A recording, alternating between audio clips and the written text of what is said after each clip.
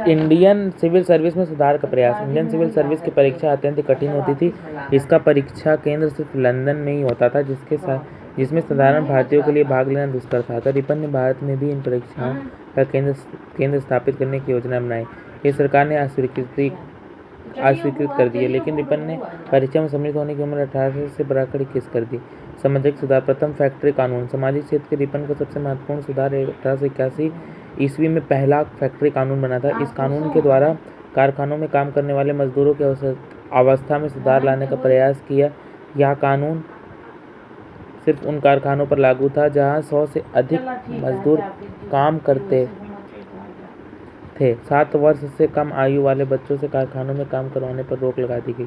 12 वर्ष तक की कम उम्र के बच्चों से 2 घंटे से अधिक काम नहीं लिया जा सकता था। रिपन ने यह भी आदेश दिया कि खतरनाक मशीनों के चारों तरफ बाड़ा कटघरा लगवाया जाए, जिससे मजदूरों को खतरा नहीं उठाना पड़े। इन नियमों का पालन करवाने के लिए निरीक्षक बहाल किया गया। रिपन के इस कार्य से श्रमिक, विशेषकर अल्प आयु बच्चों का शोषण बंद हो गया। भारतीय औद्योगिक क्षेत्रों में यह महत्वपूर्ण निर्णय था। आर्थिक सुधार। स्वतंत्र व्यापार की नीति। लॉर्ड लिटन की तरह रिपन ने भी स्वतंत्र व्यापार की नीति का अनुमोदन किया। इस नीति के अनुसार अनेक सामानों पर से आपातकाल हटा दिया गया। शराब और स्पिरिट पर कर लगा रहा, परंतु नमक पर कर कम कर दिया गया। शस्त्र सामग्री पर राजनीतिक कारणों से कर बहाल रखा गया। स्वतंत्र व्यापारिक नीति का पालन कर रिपन ने जनता का सहयोग प्राप्त करने का प्रयास किया। आर्थिक विकेंद्रीकरण की नीति। लॉर्ड रिपन ने लॉर्ड मेयो द्वारा आरंभ की गई आर्थिक विकेंद्रीकरण की नीति को बनाए रखा। मेयो की नीति की असफलता का लाभ उठाते हुए उसने प्रांतों के आर्थिक उत्तरदायित्व को बढ़ाने का निश्चय किया।